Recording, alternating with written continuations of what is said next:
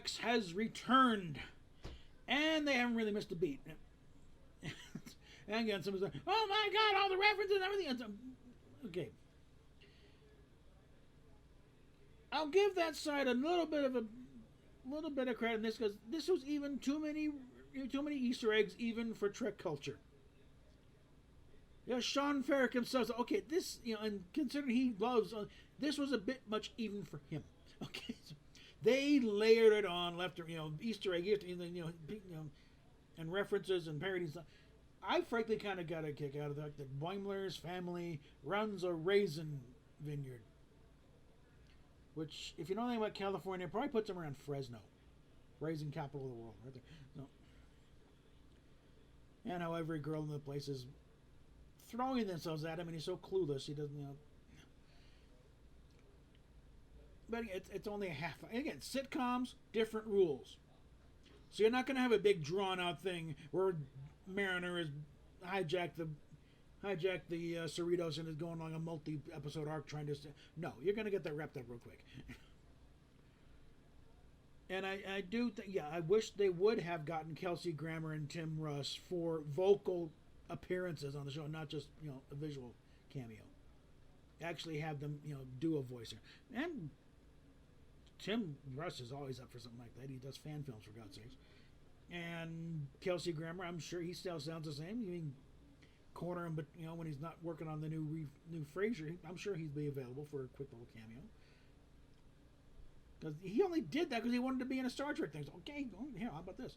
They seriously talked about having, not Robin, Kirstie Alley there as Savick next to him, but that's a bit much. Okay, make it a total Cheers thing.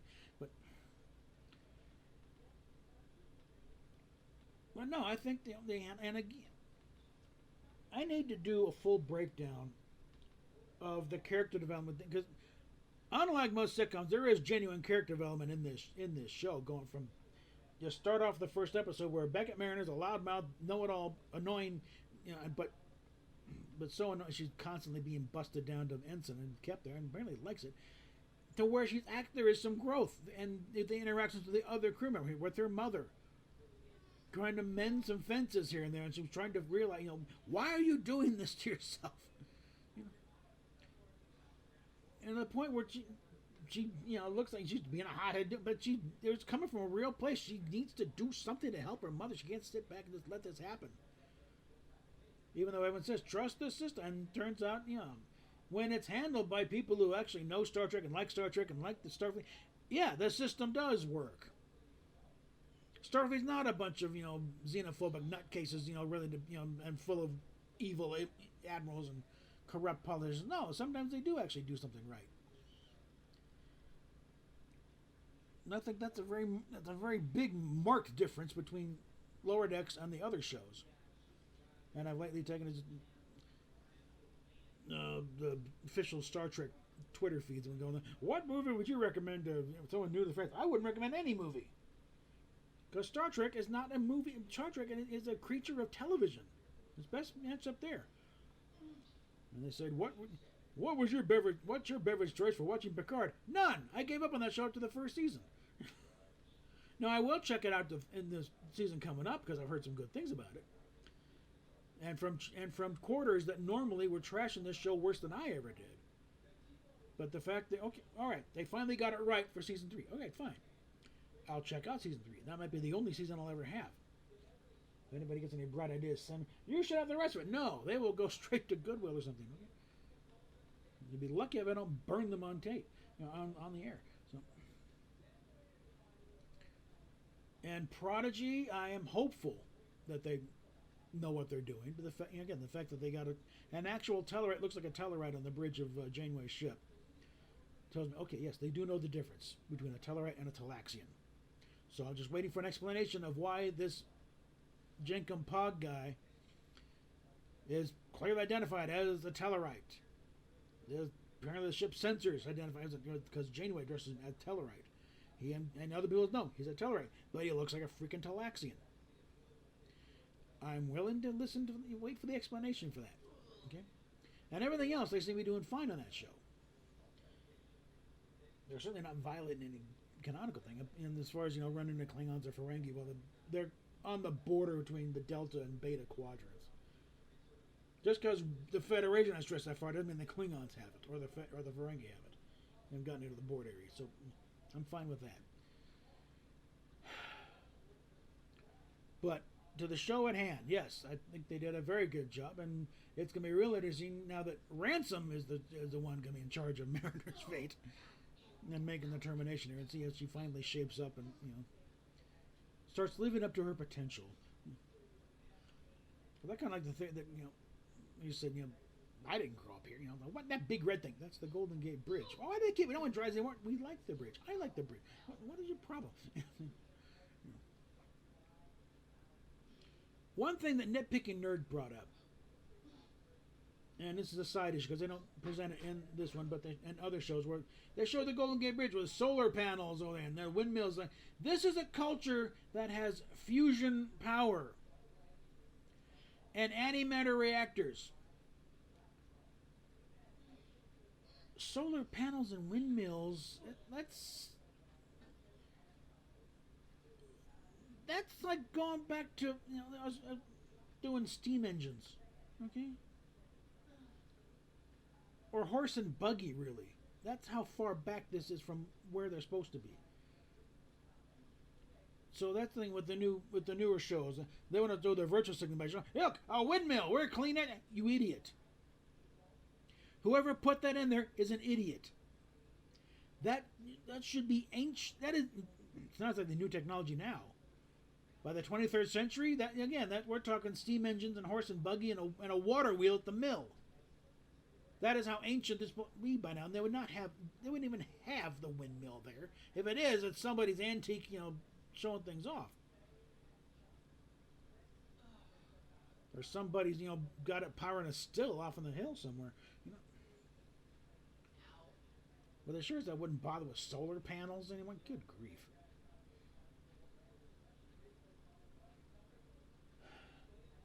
But we're ranging the other way. So, for those of you who are in the know, yes, Lower Decks is back and fine and doing perfectly well. And I still say this is, this and Project, the only two productions currently going that know what the hell they're doing. That know they're in a Star Trek show, that you actually properly honor what has gone before you. And don't just cherry pick, because that's the thing, towards reference. Look at how they're referencing it, though. When you see Sisko's, Creole kitchen, it looks like Sisko. They even got the alligator hanging from the ceiling. And the thing of the specials on the side, that everything is done properly. They're showing Sisko's as it is. And historic Bozeman, yeah, Geordi did mention the big statue, and he kind of neglected the kiddie ride on the side and the thirst contact, beverage bar. But yeah, it would be kind of a crazy little tourist attraction. And the replica of the T-Planet Hoth is a kiddie ride. Yeah, I have no problem with that. It's funny. It's a comedy. Remember, lighten up. Let's have a laugh or two once in a while. We can have some fun with this, for God's sakes. And they got Jamie Cromwell to do the voice of Zephyr Cochrane, and they even licensed Magic Carpet Ride for the thing. I think that because I saw Bobby Moynihan's voice in the credits. I'm pretty sure he's the one who did Gavin. I'm no longer Gavin the Body. I'm Gavin the Spore. I'm gonna go explore the galaxy. Whee! And you see the Phoenix off doing barrel rolls. And I like the way they did the transporter guy. Nobody ever comes here except to knock me out and try and rig my transporters. You wouldn't be doing that, would you? They all start crying because they almost beat up Grandpa. Hey, butterscotch.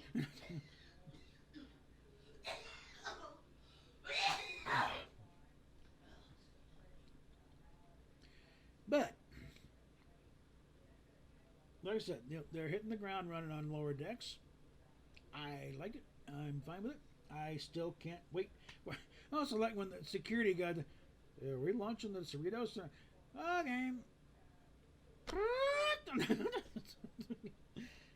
They're playing 3D chess on the computer.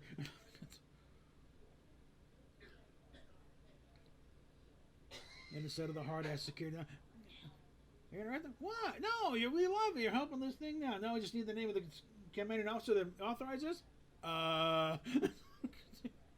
In walks Captain Freeman. I did. Oh God, you're out. Yeah, no. About this thing about stealing my ship.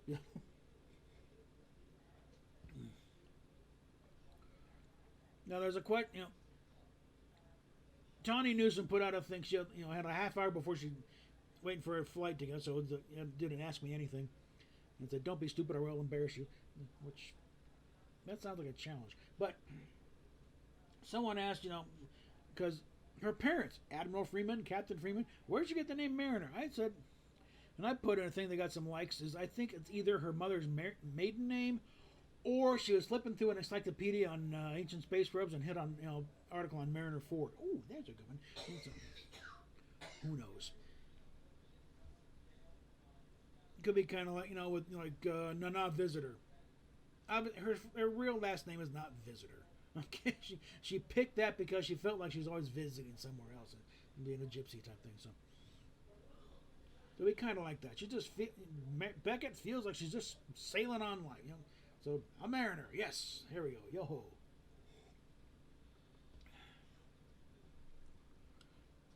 And I still say I am concerned about this crossover they're playing. I probably shot it between Lower Decks and Strange New Worlds.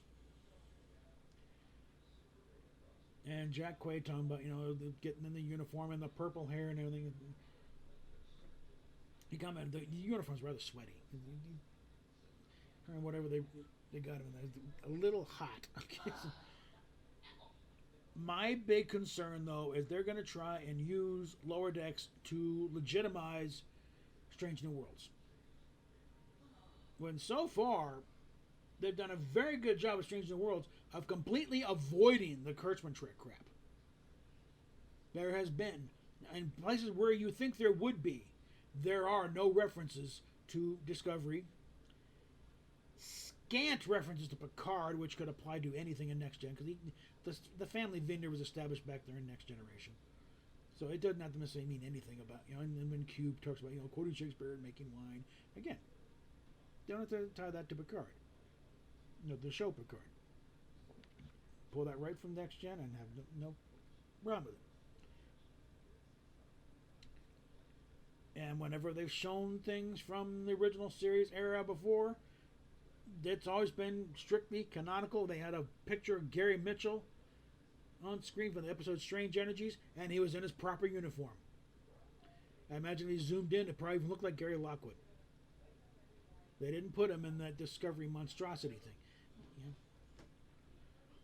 So, it's going to be interesting how they handle it. If Mike McMahon is allowed to call the shots on this one, then we could come away with just confirmation, yes, it's an alternate timeline, where both Mariner and Boimler are going, that's not right. But that doesn't look like Spock. What the hell is that supposed to be Spock? These uniforms are totally off. What the hell is this? If they go that route, then we're fine. If they make it so that, look, they're legitimizing it and everything looks right, then this is an episode we can completely ignore. It will not be. I don't think it'll be considered part of the the Lower Decks canon. It'll be like, no, this is their answer to These Are the Voyagers. Ignore it. It means nothing. Because the whole thing about canon, it's canon. No, it's not canon. I don't care that they own the property. They can't declare it canon. The canon was set. Original series, movies, animated, Next Gen, DS9, Voyager, Enterprise. That was either by Roddenberry himself or the people he put in charge to run things. That's the ones that set canon. None of the stuff that come after this is technically considered canon. It's after the canon has been set and closed. Lower Decks and Prodigy at this point, at best, you can realistically say they're canon compliant. They don't violate anything. Discovery, Picard, Strange New Worlds, They are not canon because they don't match up with canon. They contradict canon all the time. Therefore, it's easy to say they're not canon. They're alternate timelines at best. And that's the whole thing, because really canon is really just a fancy name for your backstory. That this is the official record. If you don't match up with that official record, you don't get to contradict it and say, this is the new record. No, wrong-o. That doesn't work that way. You don't get to change what has been established, especially when other shows are building on what was established. That's the whole issue why Roddenberry hated the books. You'd have 6 different versions of one character's origin thing, or backstories for this thing or that. They all contradicted everything. He had no control over it. Like the general term was those damn books. That's why one of the first things they did when he got back in charge of Next Generation, then they were in charge. Okay, the books are definitely not canon. And then he put Richard Arnold in charge of, giving him directions, and that was a comedy of errors. I'm sorry. Okay, no disrespect to that. Richard Arnold was a nice guy. I corresponded with him several times, but he also had his own little proclivities about what counted, whatever. And, one thing I heard, I think it was from Peter David talking about giving kind of marching orders to the people doing the comics. That they should be, they should be more like the Gold Key comics. It's like, if he told me that, I'd have laughed in his face. And I'm sure Peter David probably did laugh in his face with that. Are you serious? That's the most egregious violence.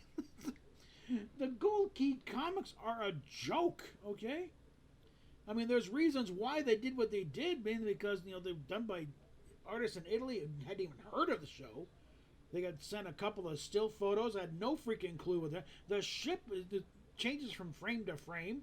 You got Spock laughing, and the ears the size of a jackrabbit.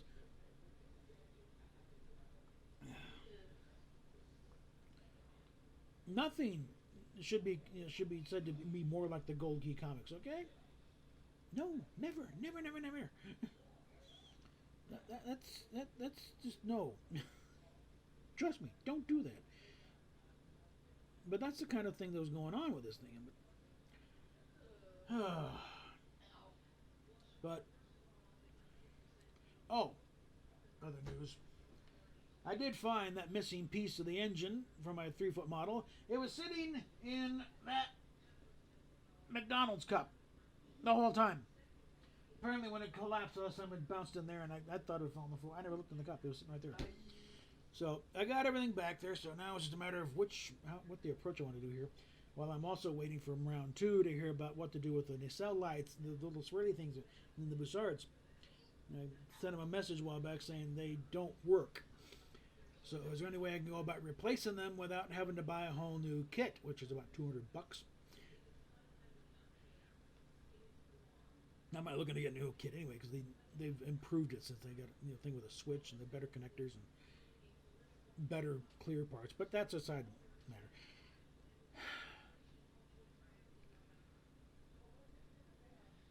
But that's the big thing. It's like it's good. It's still a good show. Yeah. Part of me just doesn't quite get people. I gave up after you gave up. Why would one? This whole thing, it's unwatchable. It's not unwatchable. It's you have no patience. It's like if you don't like that style of writing, and again, it's very reminiscent of Rick and Morty and the rapid fire, jokes. But you get past that, and it's like because watch the season 5 premiere of Rick and Morty. I think it was free on or something or other. It was on. I think it was on YouTube or something, or it was free somewhere. And it's that kind of rap, and Mr. Nimbus coming in, and Rick started this thing of trying to age some wine properly and going using a time vortex. They're sticking there. Go get it late, and the whole thing on the other side of this portal.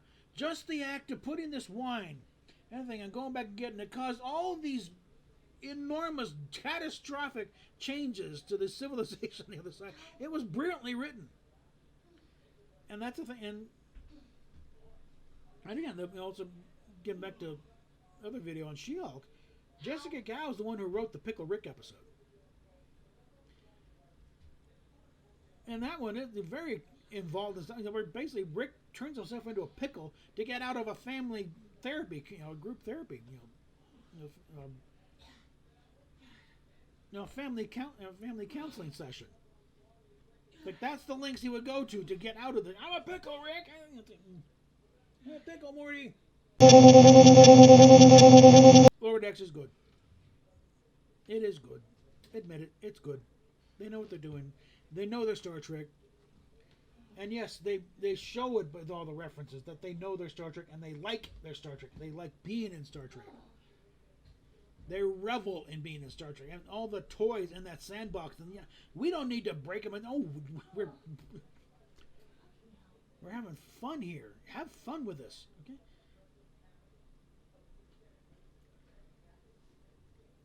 So, like, share, subscribe, yada, yada, yada. We're getting there somehow. I'm not sure where we're getting, but we're getting there. And we will talk at you later.